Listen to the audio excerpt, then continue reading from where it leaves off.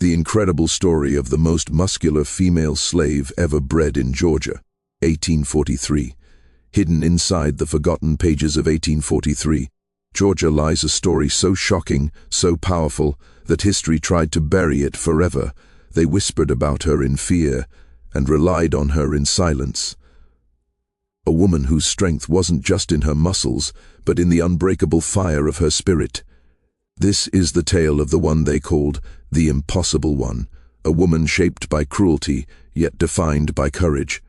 Welcome to Hidden Pages, where the stories others tried to erase finally come to life. Along the coastal plantations of McIntosh County, Georgia, records from the 1830s contain a peculiar notation that appears in 17 different ledgers.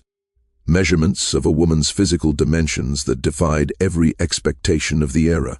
The numbers recorded a 48 in chest, arms measuring 19 in around, shoulders spanning 23 in, belonged to someone the plantation owners called their greatest investment.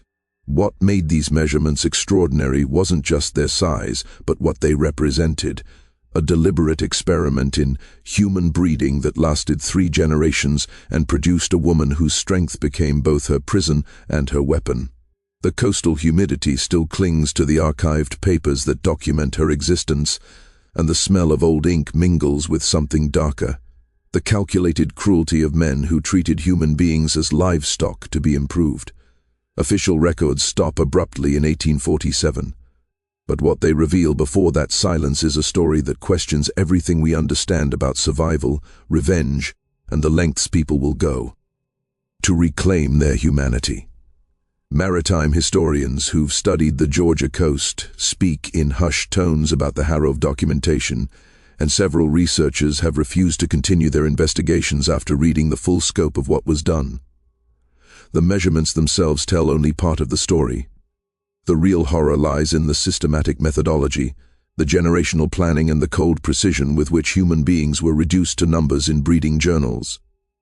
Before we continue with the story of the woman known only as number 47 in plantation records, if you're fascinated by untold histories that reveal the darkest chapters of America's past, subscribe to our channel and leave a comment telling us which state you're listening from. Stories like this deserve to be remembered. The archived documents from McIntosh County don't just contain numbers, they contain the blueprint of an obsession that consumed 3 generations of the Harrow family and left a mark on Georgia history that officials tried desperately to erase. The Harrow plantation sat between the Altamaha River and the Atlantic coast, where the air hung thick with salt and the constant buzz of insects created a background hum that never ceased. By 1810, Alexander Hargrove had built his fortune on rice cultivation, transforming tidal marshlands into productive fields through a brutal system that required constant labor in knee-deep water under the merciless Georgia sun. But Alexander harbored ambitions that went beyond mere wealth. He'd spent 18 months in Jamaica during 1807 and 1808, ostensibly studying sugar operations. But his real education came from observing what plantation owners there called selective improvement, the practice of breeding enslaved people for specific physical traits, treating human reproduction as a form of agricultural science. Alexander returned to Georgia with 3 leather-bound journals filled with observations, measurements, and theoretical frameworks for human breeding. He documented successful pairings in Jamaica, noted which physical characteristics seemed hereditary, and developed his own theories about how to enhance strength, endurance, and physical size across generations. His wife Charlotte found the journals disturbing and refused to discuss them, which suited Alexander perfectly. This was work he intended to pursue without interference, without moral questioning, without the sentimentality that he believed weakened other plantation owners. The plantation itself sprawled across 2,000 acres, with the main house positioned on a slight elevation that allowed the Hargroves to survey their fields and the quarters where 300 enslaved people lived in conditions of calculated misery. The main house was built in the Georgian style with white columns and wide verandas designed to catch coastal breezes. Inside, the furnishings reflected Alexander's wealth: imported furniture from England, silver from Charleston, crystal from France. The contrast between the elegance of the main house and the crude wooden structures of the quarters was deliberate, a physical manifestation of the hierarchy Alexander believed was natural and necessary. Alexander's approach to plantation management was methodical. He kept detailed records of every enslaved person, their skills, their health, their family relationships, their capacity for work. But he also kept a separate set of records locked in his study that documented what he called his improvement program. These records noted physical measurements, tracked family lineages, and identified individuals who possessed traits he considered valuable. He was particularly interested in height, muscular development, bone structure, and what he termed constitutional vigor, the ability to withstand harsh conditions without succumbing to illness. By 1815, Alexander had identified several families within his enslaved population that he considered promising for his breeding experiments. He began controlling who could form partnerships, separating couples who didn't meet his criteria and forcing unions between people he believed would produce children with desired traits. The cruelty of this system was compounded by its calculated nature. Alexander didn't act from passion or impulse, but from cold scientific reasoning that made every forced separation and arranged union part of a larger plan. The quarters operated under their own social structures that Alexander never fully understood. People maintained African traditions brought across the Atlantic, practiced spiritual beliefs that blended Christianity with older religions, and created tight-knit communities that provided emotional support in a world designed to crush their spirits.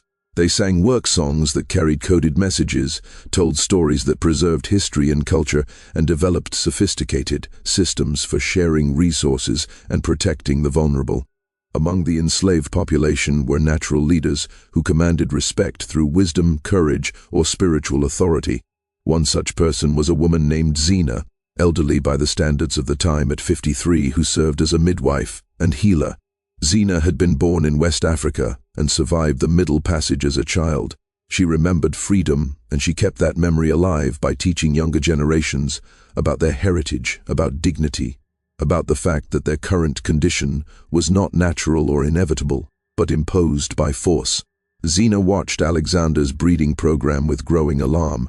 She'd delivered babies for 2 decades, and she'd seen families torn apart when children didn't develop a cord. To Alexander's expectations, she understood what he was trying to do: create a line of enslaved people who would be more valuable, more productive, and therefore more thoroughly trapped in bondage. Her opposition to this program was both practical and spiritual. She believed that controlling human reproduction in this way violated natural law and invited consequences that Alexander couldn't foresee. But Zena had no power to stop Alexander Harov. She could only document what she witnessed, passing information to people she trusted, creating an oral history that would preserve the truth even if official records were destroyed. She taught younger people to remember names, dates, and details, transforming memory into a form of resistance against a system that wanted to erase individual humanity. Alexander's son, Marcus Harov, was born in 1802 and raised in an environment where his father's breeding program was simply part of plantation management.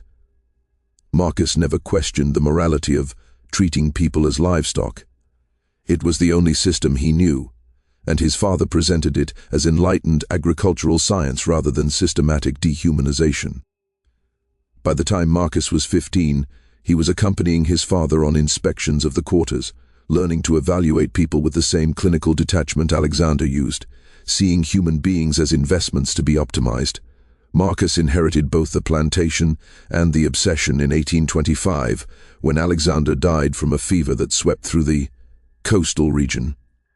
Marcus was 23, newly married to a Savannah merchant's daughter named Elizabeth, and determined to prove himself worthy of his inheritance. He'd spent his adolescence studying his father's journals, and he believed he could improve upon Alexander's methods by applying even more systematic observation and record-keeping.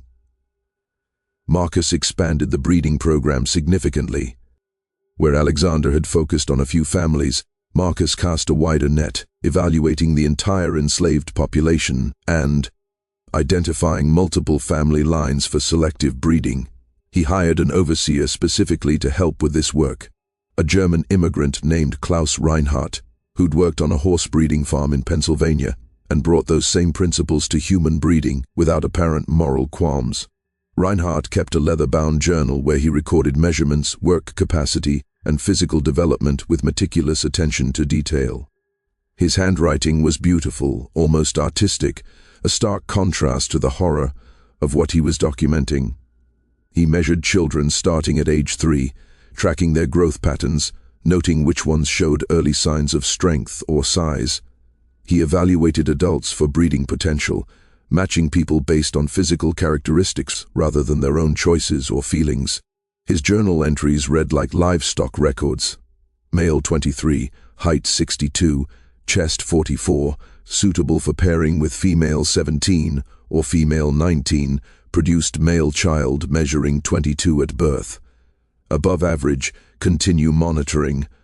Life in the quarters, operated under constant surveillance. People lived in wooden structures that measured approximately 12 by 14 feet and housed entire families. The buildings leaked during the frequent coastal rains and baked during summer months, when temperatures regularly exceeded 95 degrees with humidity that made breathing feel like work. They slept on rough wooden pallets covered with cornshuck mattresses, wore clothing made from coarse Ozenberg fabric that chafed their skin, and received rations calculated to provide just enough calories to maintain work capacity without improving overall health. The work itself was brutal. Rice cultivation required constant labor in standing water, which created ideal conditions for mosquitoes that spread malaria and yellow fever. Workers spent hours bent over in flooded fields, their hands cut by sharp rice stalks, their bodies exposed to sun that caused heat exhaustion and heat stroke. During harvest season, the work lasted from first light until darkness made it impossible to continue. And even then, there were processing tasks that extended into the night. But for some families, there was an additional burden. They were part of the Harrow's breeding program, their reproductive lives controlled as carefully as their labor. Women were monitored for pregnancy, examined by Reinhardt to ensure healthy development, and separated from partners if pregnancies didn't occur within expected timeframes. Children born into the program were evaluated constantly, their bodies measured and documented, their every developmental milestone recorded in Reinhardt's journals. The coastal region had developed its own distinct culture among the enslaved population. Many had Gulagichi heritage, maintaining linguistic patterns that blended African languages with English, creating a dialect that their overseers struggled to understand. They cooked traditional foods, okra, rice dishes, fish from coastal waters, maintaining culinary traditions that connected them to African roots. They created art through basket weaving using sweet G grass and palmetto fronds to make intricate patterns that carried symbolic meanings. They maintained spiritual practices that incorporated African beliefs using music, dance, and ritual to preserve cultural identity. Among this population was a family that would become central to Marcus Harrow's greatest experiment. The woman known in plantation records as Denina stood nearly 6 trillions tall, unusual for any woman of the era but particularly notable in a population where poor nutrition typically stunted growth. She'd been born on the plantation in 1800, making her 25 WEP. Marcus inherited the property. Denina worked in the rice fields, and overseers noted her capacity for heavy labor, her resistance to common illnesses, and her unusual physical strength. Her partner, listed only as Big Tom in plantation records, measured 6 feet 4 inches in and possessed extraordinary strength that made him valuable for tasks requiring brute force. Tom had been purchased from a Virginia plantation in 1823, separated from his family as part of a debt settlement. He'd arrived at the Harrow plantation angry and grieving, but he'd found in Dina someone who understood loss, and together they'd built a relationship that provided emotional anchor in a world designed to prevent exactly that kind of human connection. Marcus Harrow saw Dina and Tom and envisioned the future of his breeding program. He believed that pairing 2 people with such pronounced physical characteristics would produce children who inherited the best traits of both parents.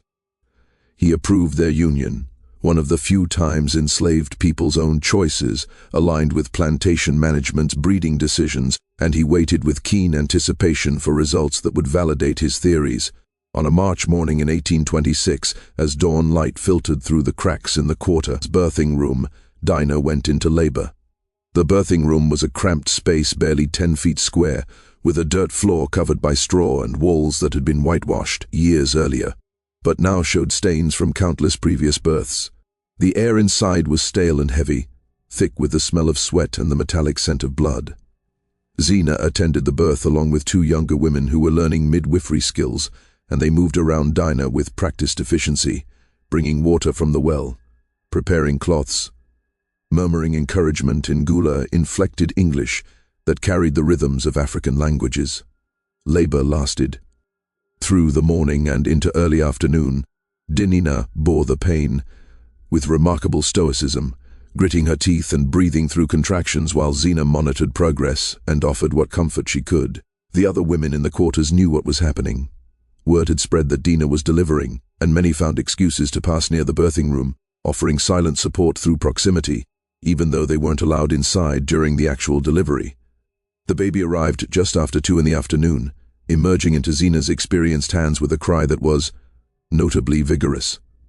Zena cut the umbilical cord with a blade she'd sterilized over fire, tied it off with practice motions and handed the infant to one of her assistants for cleaning while she attended to Dinah, ensuring the afterbirth delivered completely and checking for complications that frequently made childbirth deadly for enslaved women who received no professional medical care.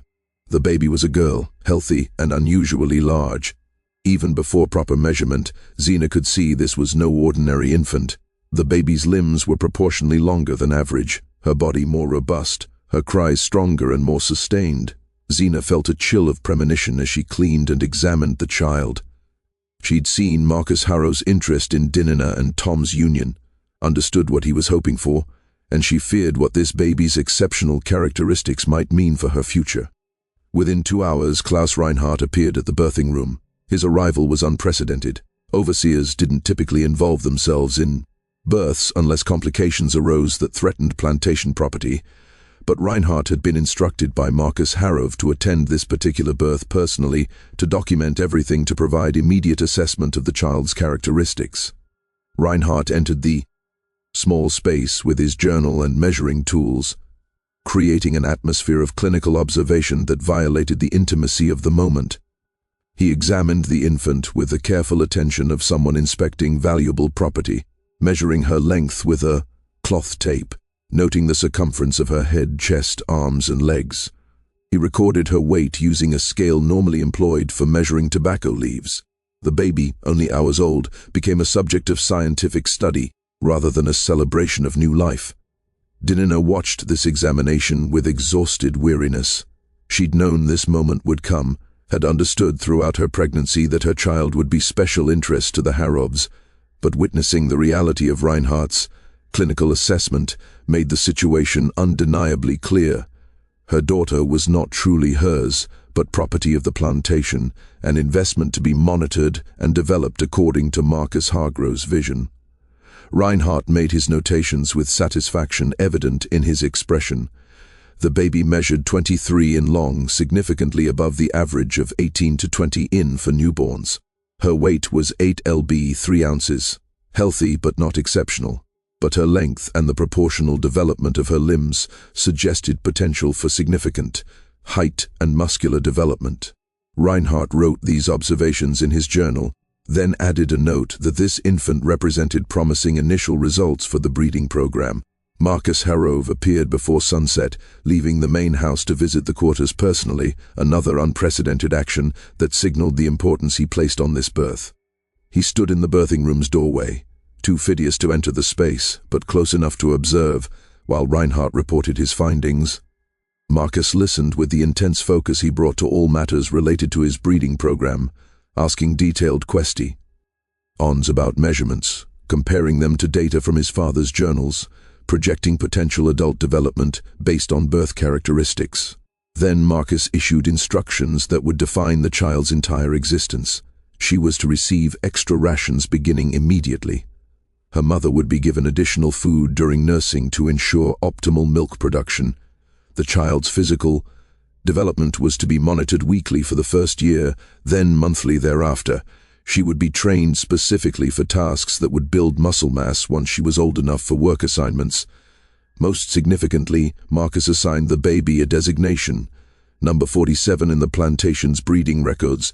The number referred to her position in a numbered list of children born into the breeding program, a cold bureaucratic designation that reduced a human being to data in a ledger. Dinina wanted to name her daughter Sarah after her own grandmother who'd been born in Africa and maintained fierce dignity until her death. It was a small act of humanity, an assertion that this child was a person with identity and heritage, not merely experimental property. But the name Sarah never appeared in official plantation records. To Marcus Harrove, Klaus Reinhardt, and the administrative apparatus of the plantation, the baby was simply 47, a number representing investment, expectation, and the validation of theories about human breeding. The extra food rations created immediate complications in the quarters. Food was already scarce, distributed in carefully measured amounts designed to maintain work capacity without promoting health or strength. Now Dina and her infant received portions of salt pork, cornmeal, and beans that exceeded standard rations taken from the same limited supply, meant to feed 300 people. Some resented this special treatment, seeing it as favoritism that came at the IR expense. Others understood it was a poisoned gift. The extra food came with strings attached with expectations and control that would make the child's life a different form of hell than the starvation that characterized most enslaved people's existence. Zena tried to help Dinina navigate this situation. She advised discretion, suggested sharing some of the extra food with others to build community support rather than resentment. She warned that the child would face unique challenges as she grew, would need the community's protection and solidarity, and alienating people through perceived privilege, even involuntary privilege imposed by owners, would make survival harder. Dinina listened to this advice and tried to follow it. She shared what she could, maintained relationships with other women in the quarters, and tried to raise her daughter with some semblance of normal childhood despite the constant surveillance and measurement that characterized every stage of the girl's development. As baby 47, whom Dinah called Sarah in private, moments grew through her first year, the differences became increasingly apparent. By 3 months, she was noticeably larger than other infants her age. By 6 months, she was pulling herself up and showing unusually strong grip strength. By her first birthday, she was walking steadily and displaying coordination that typically developed later. Reinhardt documented everything. His journal entries during this period read like livestock breeding records. Subject 47 at 6 months shows 15% greater muscle mass in arms compared to average. Superior grip strength noted during examination. Mother continues healthy, milk production adequate. Recommend maintaining enhanced rations through weaning period or subject 47 at 10 months. Demonstrates advanced motor development.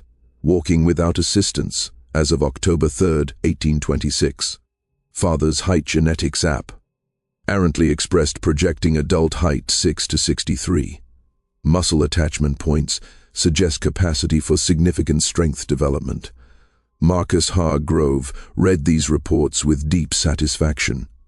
His breeding program was producing exactly the results he'd hoped for, validating years of theory and planning. He began thinking about the next generation, about which male children in the program would be appropriate matches for subject 47 when she reached breeding age. He made notes in his own journals, projecting timelines, anticipating outcomes, treating the far future of a 1-year-old baby as already determined and mapped. The quarters watched Sarah's development with mixed feelings. Some saw her as evidence that resistance was futile. The Harrows could literally breed people for their purposes, controlling not just labor, but biology itself. Others saw her as a potential source of pride, proof that enslaved people could be strong and exceptional even in bondage. A few, including Zena, feared what would happen when Sarah became fully aware of what she was being made into, what she represented, and what her future held. By age 2, Sarah was speaking in full sentences, demonstrating intelligence that matched her physical precocity. She absorbed the language of the quarters, learning both standard English and the Gulagichi dialect that was still widely spoken. She learned songs that carried coded messages, heard stories about ancestors and Africa, and absorbed the culture of resistance that permeated enslaved communities even under constant surveillance. But she also became aware of being different. Other children her age were smaller, less strong, less constantly observed. Sarah noticed Reinhardt measuring her, noting how other adults watched her with a mixture of pride and concern. She began to understand in the intuitive way children grasp complex situations without fully comprehending them, that she was special, but that this specialness was not entirely positive. The years between 1828 and 1835 marked Sarah's transformation from a precocious toddler into a child whose physical development exceeded every projection Marcus Harrove had made. By age 5, she stood nearly 4 trillions tall, towering over children her own age and matching the height of children 3 or 4 years older. Her body showed unusual muscle definition that typically didn't appear until adolescence. Her arms and legs were proportionally longer than average, giving her a gangly appearance that suggested she would eventually achieve remarkable height. Reinhardt's measurements during this period documented systematic growth that seemed to validate every theory about hereditary traits and selective breeding. At age 5, Sarah's chest measured 30 in around, her arms measured 9 in circumference, and her shoulders spanned 14 in. These numbers appeared constantly in Reinhardt's journals, accompanied by observations about her physical capabilities, her coordination, her apparent health and vigor. But the measurements didn't capture the psychological reality of Sarah's existence. She was aware now, fully conscious of being constantly evaluated, measured, observed. Every week, Reinhardt would summon her to a small building near the main house that served as his office. She would stand on a raised platform while he measured various parts of her body, recorded data in his journal, sometimes made her lift objects or perform physical tasks while he noted her capabilities. These sessions were humiliating and frightening.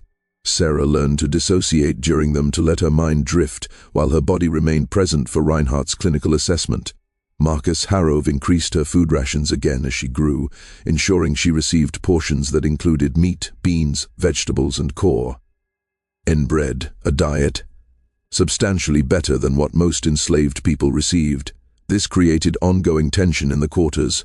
Food remained scarce for everyone else, and seeing a child receive preferential treatment while adults went hungry generated resentment that Sarah could feel even when people tried to hide it. Her mother, Dinana, tried to shield her from some of this resentment by continuing to share what they received. But there was only so much she could do. The reality was that Sarah's existence had become political within the quarter's social structure. She represented the breeding program's success, and people's attitudes toward her reflected their attitudes toward the system itself, whether they'd been broken into accepting it, whether they maintained hope for resistance, whether they'd found ways to survive psychologically by not thinking too deeply about their situation. At age 7, Sarah was put to work. Most enslaved children began light labor around this age, tasks appropriate to their size and strength. But Sarah's assignments were different, specifically designed to build her physical capabilities. She carried loads of rice shev from fields to processing areas, developing her back and leg muscles. She dragged heavy baskets, building upper body strength. She spent hours at tasks that would have been given to adolescent boys, and she performed them adequately despite her young age. Marcus Hargrove watched this progress with satisfaction that bordered on obsession. He'd begun inviting other plantation owners to visit, showing them his records, explaining his breeding program, displaying Sarah as evidence that selective breeding could produce superior workers. These visits were torture for Sarah. She was made to stand still while men discussed her body as if she were livestock, evaluated her measurements against their own enslaved populations, Deba. The financial implications of implementing similar programs. Some visitors were impressed, seeing potential profits in Marcus's approach. Others were skeptical, questioning whether the investment required for such programs would yield sufficient returns. A few expressed moral discomfort, though they typically did so quietly and without seriously challenging the fundamental premise that enslaved people could be bred like animals. Sarah absorbed all of this. She listened to conversations not meant for her ears, learned to read men's expressions and tones, developed an understanding of how she was perceived and what her existence meant within the larger system of slavery. This knowledge was both empowering and devastating. Empowering because it gave her insight into her captor's thinking, devastating because it confirmed that she was not seen as fully human by the people who controlled every aspect of her life. During this period, Xena continued serving as a source of wisdom and alternative perspective. She was elderly now, moving more slowly but still respected throughout the quarters for her knowledge and moral authority. Xena spent time with Sarah when she could, teaching her about African heritage, about ancestors who'd been free, about the fact that enslavement was not natural or inevitable, but a condition imposed by force and maintained through violence. These conversations gave Sarah a framework for understanding her situation that differed radically from Marcus Harrow's narrative. Where Marcus saw successful breeding and improved property, Xena taught Sarah to see systematic dehumanization and the violation of natural law. Where Marcus celebrated Sarah's strength as evidence of his theories, Xena helped Sarah understand that her strength was her own, an inherent part of who she was rather than something created by the Rove's program. But Xena also taught Sarah to be patient, to survive, to wait for opportunities rather than acting from anger in ways that would get her killed. The coastal regions had seen multiple slave rebellions over the years. The Stono Rebellion in South Carolina in 1739, Denmark V's planned uprising in Charleston in 1822, Nat Turner's rebellion in Virginia in 1831, all had been violently suppressed with participants executed and communities subjected to increased surveillance and brutality. Xena knew that resistance was necessary, but had to be strategic, timed for moments when success was possible rather than dramatic gestures that resulted in death without achieving freedom. By age 10, Sarah had internalized this lesson. Survive first, resist strategically, wait for the right moment. She continued performing her assigned labor, submitted to Reinhardt's measurements without visible resistance, and maintained a facade of compliance that masked growing awareness and carefully controlled rage. Her physical development continued to exceed projections. At 10, she stood 5 feet 6 inches in tall with measurements that approached those of adult women. Her arms measured 14 in around, her chest 38 in, her shoulders 20 in across.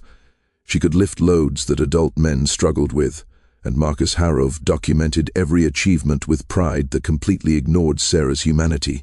He'd begun showing her off more frequently now, hosting gatherings where plantation owners from across Georgia and neighboring states came specifically to observe Sarah and hear about the breeding program.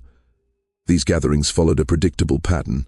Marcus would lecture about his methods and theories. Reinhardt would present documented measurements and development timelines, and then Sarah would be brought out to demonstrate her strength. She would be made to lift heavy objects, 60 lb sacks of rice, barrels filled with water, even an anvil that weighed close to 200 lb. She would be made to stand still while men walked around her, examining her musculature, discussing her body as if she weren't present. Sometimes they would ask her questions. How old was she? Did she experience fatigue? Could she work full days without rest? And she learned to answer in ways that satisfied them without revealing her true thoughts. The humiliation of these exhibitions was profound and cumulative. Each one reinforced Sarah's understanding that she was not a person to these men, but an example, a proof of concept, a thing to be evaluated and potentially replicated. The shame burned inside her, creating pressure that built with each passing year, but had no outlet, nowhere to be released without catastrophic consequences. During private moments with her mother, Sarah sometimes let this pressure show. She would cry from frustration and rage, would question why this was happening to her, would express desperate wishes for escape or revenge. Dinina held her during these moments, provided what comfort she could, but she also reinforced Xena's lessons about patience and survival. Dinina knew that Sarah's strength made her valuable, and valuable property was watched too closely to escape easily. Any attempt at running would fail, and the punishment would be severe. So Sarah learned to mask her emotions, to present a blank face to the world while fury built inside her like steam in a sealed container. She learned to dissociate during the exhibitions, letting her mind drift to other places while her body remained present for the spectator's evaluation. She learned to survive psychologically in a situation designed to break her spirit without damaging the physical strength that Marcus Harrove prized. By age 12, Sarah's measurements exceeded those of most adult women and many men. She stood 5 feet 11 inches in tall with a chest measuring 42 in, arms measuring 17 in around, and shoulders spanning 22 in. Her physical strength was extraordinary. She could lift over 300 lb, could work continuously for hours without apparent fatigue, and showed no signs of the health problems that plagued many enslaved people who suffered from poor nutrition and constant disease exposure. Marcus Hargrove commissioned a traveling artist to paint Sarah's portrait.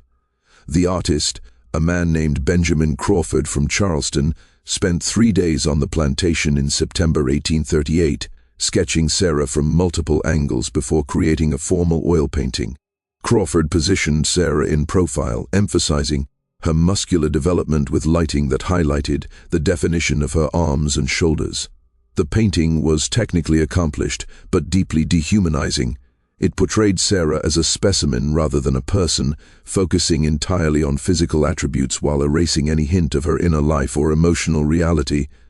The finished portrait hung in Marcus Harrove's study, where he brought visitors specifically to view it.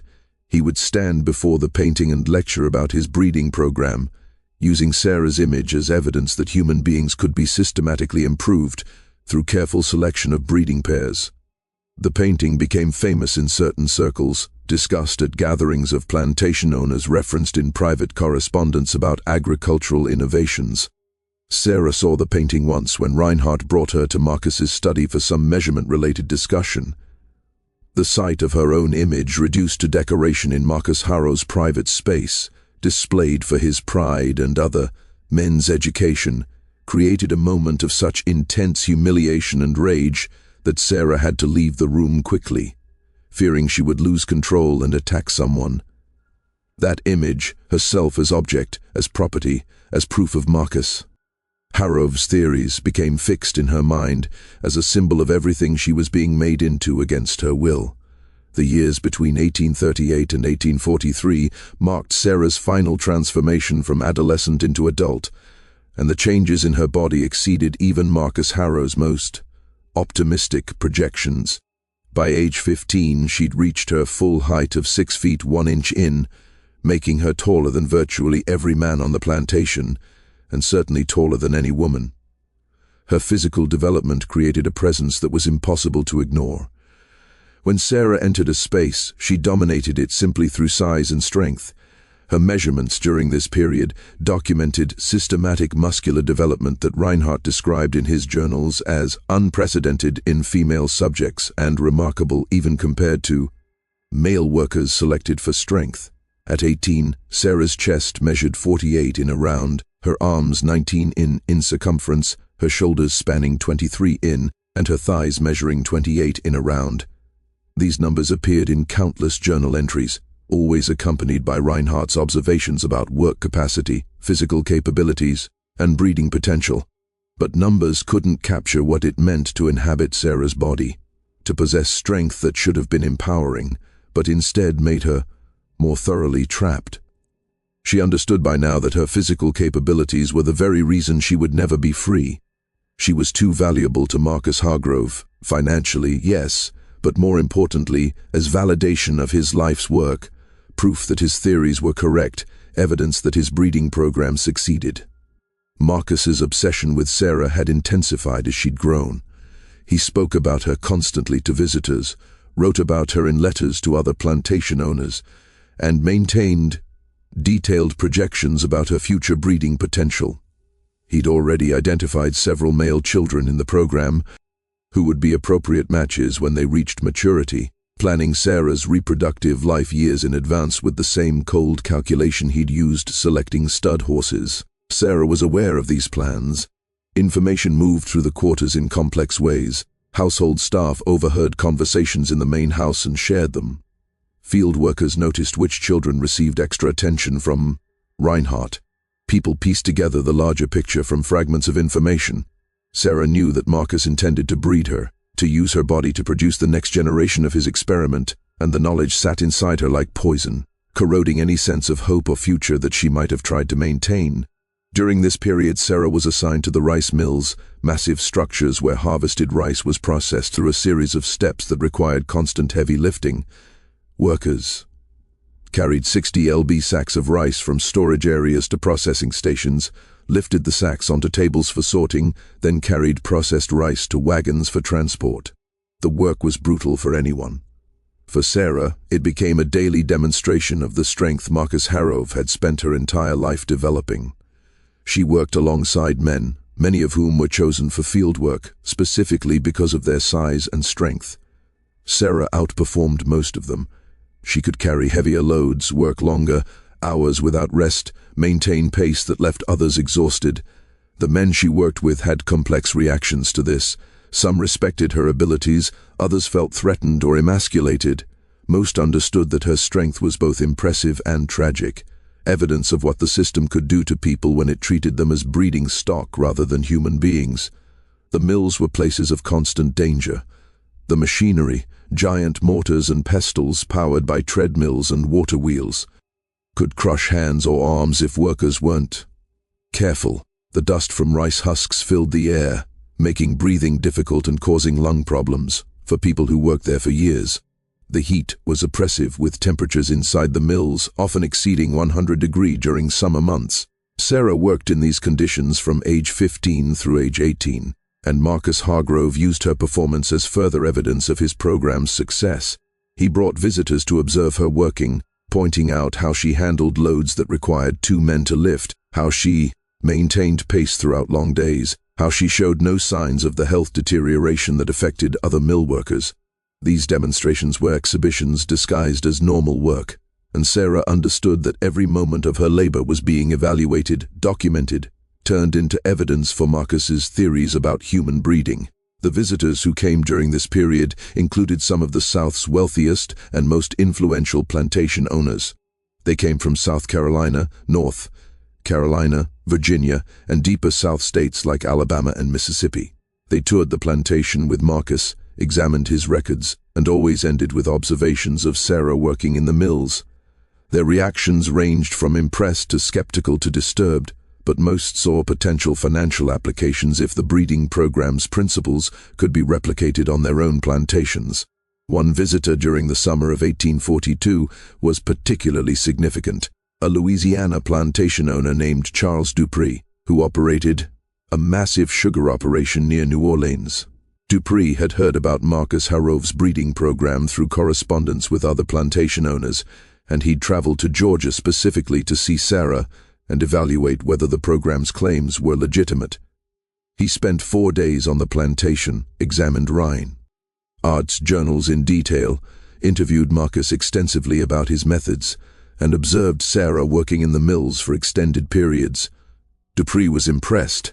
He saw Sarah as proof that human beings could indeed be selectively bred for desired characteristics, and he believed that applying similar methods on his Louisiana plantation would yield significant economic benefits. Sugar cultivation was even more brutal than rice farming, requiring enormous physical strength for cutting cane, hauling loads, and operating processing machinery. Workers who were stronger, more resilient, and capable of sustained heavy labor would be enormously valuable. On the evening of Dupree's final day, he made Marcus Harrove an offer. He would purchase Sarah for $5,000, an extraordinary sum that reflected both her demonstrated capabilities and her potential for breeding the next generation. Dry explained his vision. He would pair Sarah with the strongest male workers on his Louisiana plantation, monitor the resulting children, and potentially develop his own line of specially bred workers that would make his sugar operation the most productive in the region. Marcus's initial reaction was refusal. Sarah represented 17 years of careful work, the culmination of his father's theories and his own refinements. Selling her would mean abandoning the program or starting over with younger subjects who would take decades to develop, but $5,000 was an enormous sum, more money than Marcus had ever been offered for any enslaved person. The offer forced him to consider questions he'd avoided. Was Sarah more valuable as a symbol of his success, or as liquid capital that could be invested in expanding his operations. He asked Dry for time to consider, and Dry agreed, returning to Louisiana with the understanding that Marcus would send word within a month about whether he accepted the offer. Sarah learned a potential sale through the household staff, enslaved people who worked in the main house, and overheard the negotiations between Marcus and Dry. The news spread through the quarters in whispers, passed from person to person until everyone knew that Sarah might be sold away from Georgia, separated from her family and community, sent to Louisiana to become the foundation of another man's breeding program. The reaction in the quarters was mixed. Some saw the sale as an opportunity for Sarah. Louisiana was further from Marcus Harrow's control, and perhaps she would find ways to escape or resist that weren't possible in Georgia. Others understood that the sale would simply transfer her to a different form of bondage, with no guarantee of better conditions and the certainty of losing the only community she'd ever known. For Sarah, the news was devastating. She'd endured 17 years of systematic dehumanization by holding on to connection with her mother, with Zena, with the community that had raised her. The thought of being torn away from these bonds, isolated in Louisiana with no one who knew her history or cared about her beyond her breeding potential, created a desperation she'd never felt before. She spent a night in the quarters talking with her mother and Zena, trying to understand what options existed. Denina was in tears, holding Sarah and expressing helpless fury at a system that could tear families apart on economic whim. Zena was more pragmatic, though no less sorrowful. She explained that if the sale went through, Sarah would have to find new allies in Louisiana, would have to rebuild community connections, would have to survive and wait for opportunities to resist. But Zena also said something that planted a seed in Sarah's mind. "You're stronger than any of them. Stronger than the overseers, stronger than Marcus Harrow, maybe stronger than several and combined. They've given you this strength, thinking it makes you more valuable to them, but strength can be used for other purposes. Remember that." Those words, "strength can be used for other purposes," echoed in Sarah's thoughts for days. She'd spent her entire life being told that her strength existed to serve the Harrows' interests, to make their plantation more profitable, to validate their theories about human breeding. But what if her strength could serve different purposes? What if the very capabilities they'd built into her could be turned against the system that had created them? She began thinking differently about her situation.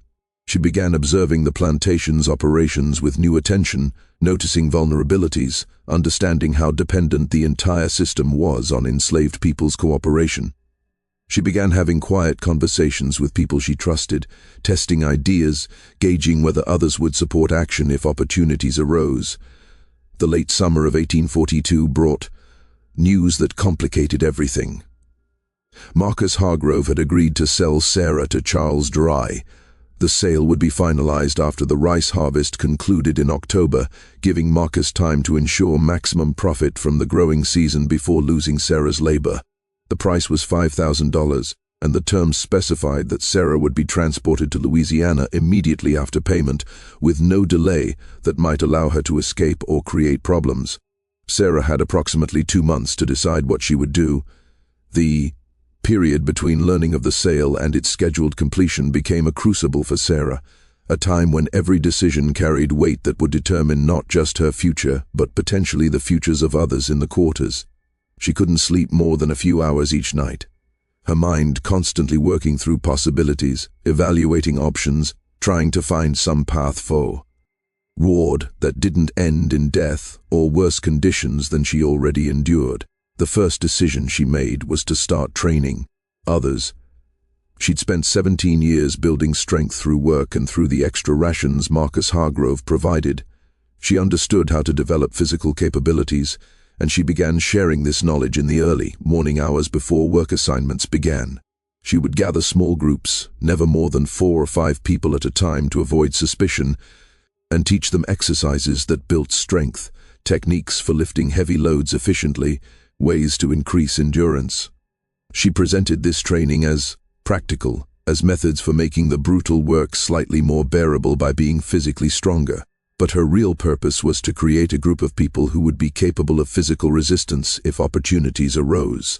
She was preparing for possibilities she couldn't fully articulate yet, building capacity for action while understanding that the moment to act might never come. The people she trained responded with varying levels of enthusiasm. Some understood immediately what Sarah was really doing and committed themselves fully to the training. Others participated but remained skeptical that anything could actually be done against a system backed by overwhelming force and legal authority. A few refused entirely, too frightened of consequences or too broken by years of bondage to imagine that resistance was possible.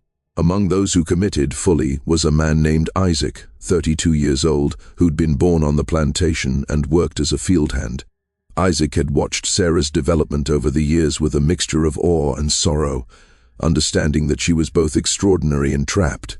He'd lost his own wife and children when Marcus Hargrove sold them to Alabama Plantation in 1839 to settle a debt. And the loss had left him nothing to lose, making him willing to take risks that others avoided. Isaac became Sarah's closest ally during this period. He helped recruit others for the training sessions, provided strategic thinking about how resistance might work if it came to that, and offered emotional support to Sarah as she navigated the psychological burden of planning something that could get everyone killed. Another key figure was a woman named Esther, 28 years old, who worked in the main house as a cook. Esther's position gave her access to information that field workers never heard.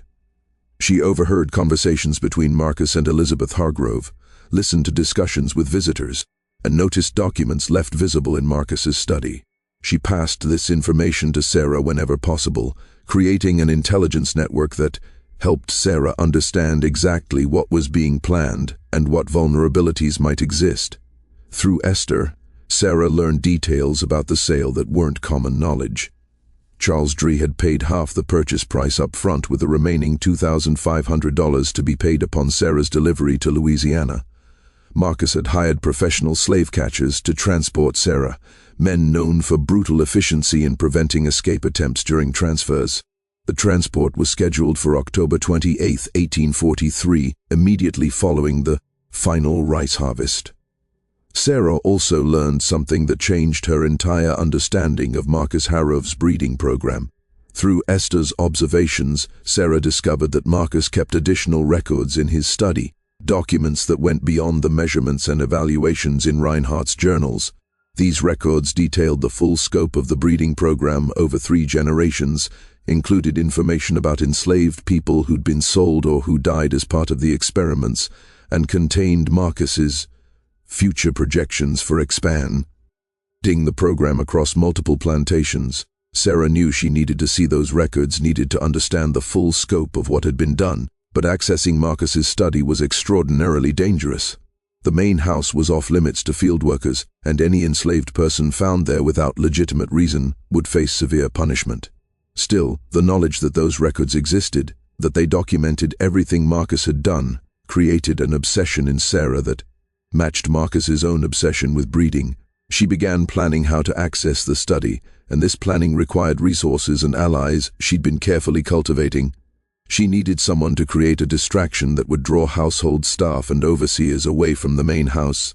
She needed someone who could pick the lock on Marcus's study door, a skill that existed among the enslaved population because people developed whatever abilities helped them survive.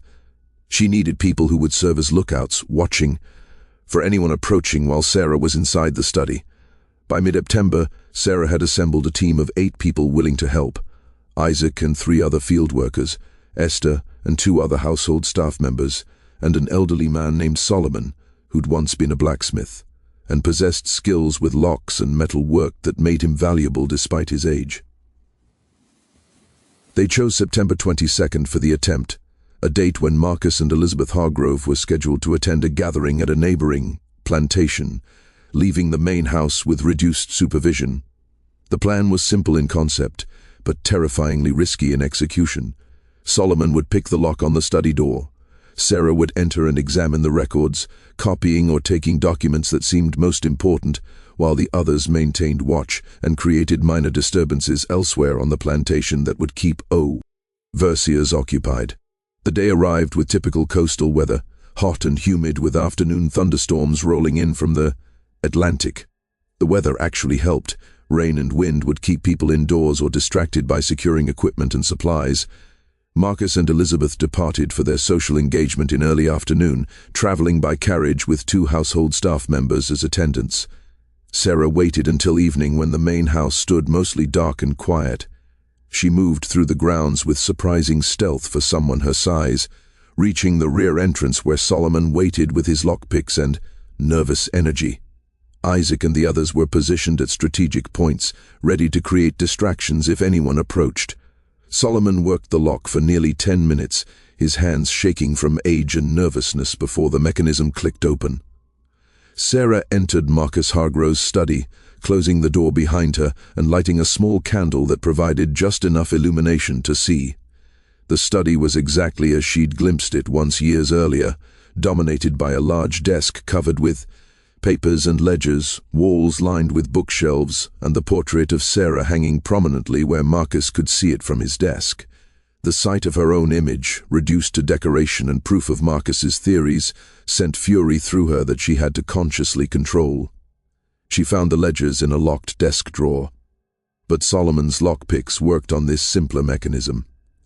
Inside were 3 leather-bound volumes, each filled with Marcus Hargrove's meticulous handwriting documenting decades of systematic human breeding. Sarah read by candlelight, her hands shaking as she absorbed information that exceeded her worst expectations. The first volume dated to her grandfather Alexander Hargrove's time, documenting his initial experiments in the 1810s. Sarah learned A.B. out forced pairings, about children evaluated and found wanting, about people sold away when they didn't develop according to projections. She learned about pregnancies that ended in miscarriage or stillbirth because women were worked too hard during gestation. She learned about medical experiments Alexander had conducted, testing his theories about heredity by deliberately exposing pregnant women to different conditions and recording outcomes. The second volume covered Marcus Harrow's early years managing the plantation from 1825 through 1835. Here, Sarah found references to her own mother's previous pregnancies, 3 children before Sarah, all evaluated by Marcus and his father during Alexander's final years. The children had been sold to different plantations when they failed to show the desired physical characteristics. Families deliberately separated to make room for the next generation of experiments. Sarah found names. Her half-siblings Thomas sold to a tobacco plantation in Virginia in 1822. Rachel sold to a cotton operation in Alabama in 1823. Benjamin sold to a rice plantation in South Carolina in 1825. She had family she'd never known existed, scattered across hundreds of miles. Their locations documented in Marcus's careful records alongside notations about why they'd been deemed unsuitable for the breeding program. The third volume was the most disturbing. It covered 1835 through the present and included detailed projections for the future. Marcus had documented Sarah's entire development, every measurement, every demonstration for visitors, every plan for her future use, but he'd also projected beyond Sarah, planning how her children would be incorporated back into the breeding program, creating an expanding network across multiple plantations in different states. Sarah discovered that Marcus had already negotiated with Charles Dry about purchasing any children Sarah produced in Louisiana, bringing them to Georgia to continue the line. He'd made similar arrangements with 2 other plantation owners in South Carolina and Mississippi, creating a system where children from the breeding program would be distributed across multiple properties, then selectively brought together for future breeding as adults. The scope was breathtaking and horrifying.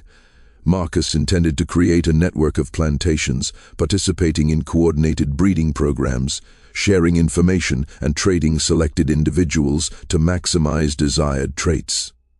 He envisioned this system expanding across the entire South, transforming slavery from merely an economic institution into a comprehensive program of human breeding that would span generations and geographic regions.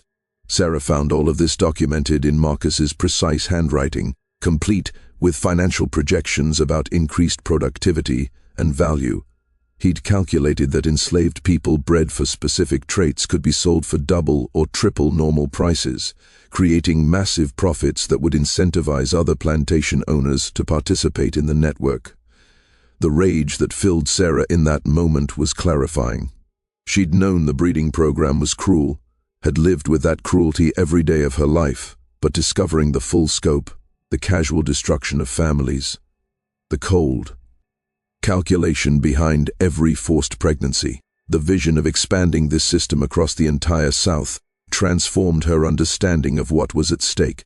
She took specific pages from the ledgers, documents that detailed the breeding program's history and Marcus's future plans. She wanted evidence, wanted documentation that could prove what had been done, even if she didn't survive. To tell the story herself, she carefully removed pages while trying to make the damage less obvious, then replaced the ledgers in the drawer and prepared to leave. But as she extinguished her candle and prepared to exit the study, she heard voices outside. Marcus and Elizabeth, returning earlier than expected from their social engagement. Sarah had seconds to make a decision. Try to leave through the door and risk being seen, or hide inside the study and hope she wouldn't be discovered. She chose to hide, squeezing herself behind a tall bookshelf in the corner where shadows were deepest. She heard Marcus and Elizabeth enter the main house, heard their voices as they moved through rooms below, and she waited in darkness with her heart pounding so loud she feared it would give her away. Sarah remained hidden behind the bookshelf for nearly 3 hours, barely breathing, listening to sounds from elsewhere in the house. Marcus and Elizabeth had retired to their bedroom on the 2nd floor, but household staff moved through the building, and Sarah could hear footsteps, voices, doors opening and closing.